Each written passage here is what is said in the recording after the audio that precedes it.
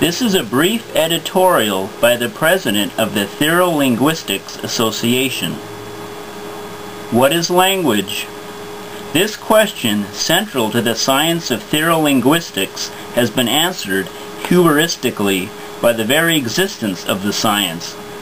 Language is communication.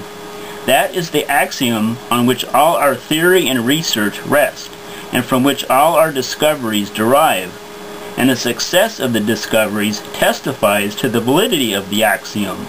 But to the related yet not identical question, what is art, we have not yet given a satisfactory answer. Tolstoy, in the book whose title is that very question, answered it firmly and clearly. Art, too, is communication. This answer has, I believe, been accepted without examination or criticism by therolinguistics. For example, why do therolinguists study only animals? Why? Because plants do not communicate. Plants do not communicate. That is a fact. Therefore, plants have no language. Very well, that follows from our basic axiom. Therefore, also, plants have no art. But stay.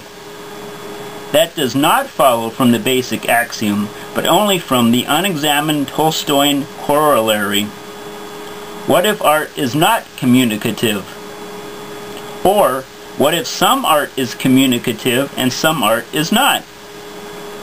Ourselves animals, active predators, we look, naturally enough, for an active predatory communicative art, and when we find it, we recognize it.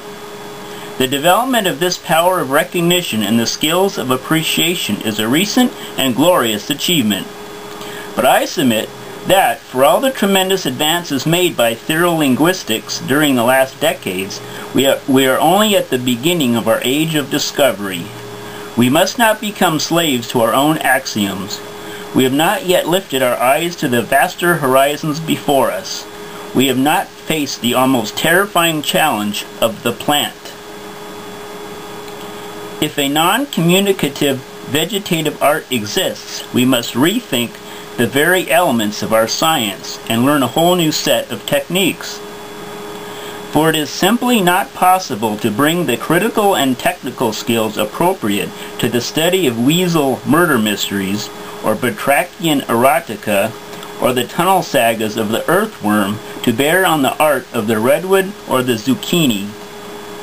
This is proved conclusively by the failure, a noble failure, of the efforts of Dr. Srivas in Calcutta, using time-lapse photography to produce a lexicon of sunflower. His attempt was daring, but doomed to failure, for his approach was kinetic, a method appropriate to the communicative arts of the tortoise, the oyster, and the sloth. He saw the extreme slowness of the kinesis of plants, and only that as the problem to be solved.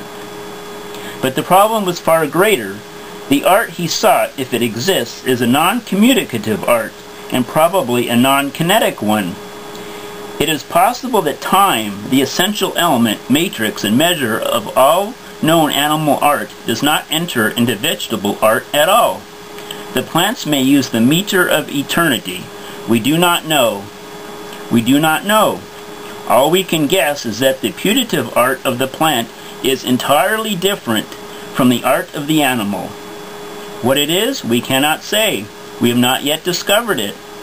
Yet I predict with some certainty that it exists, and that when it is found, it will prove to be not an action but a reaction, not a communication but a reception. It will be exactly the opposite of the art we know and recognize. It will be the first passive art known to us. Can we in fact know it? Can we ever understand it? It will be immensely difficult, that is clear, but we should not despair. Remember that so late as the mid-20th century, most scientists and many artists did not believe that even dolphin would ever be comprehensible to the human mind, or worth comprehending. Let another century pass and we may seem equally laughable. Do you realize the phytolinguist will say to the aesthetic critic that they couldn't even read eggplant? And they will smile at our ignorance as they pick up their rucksacks and hike on up to read the newly deciphered lyrics of the lichen on the north face of Pike's Peak.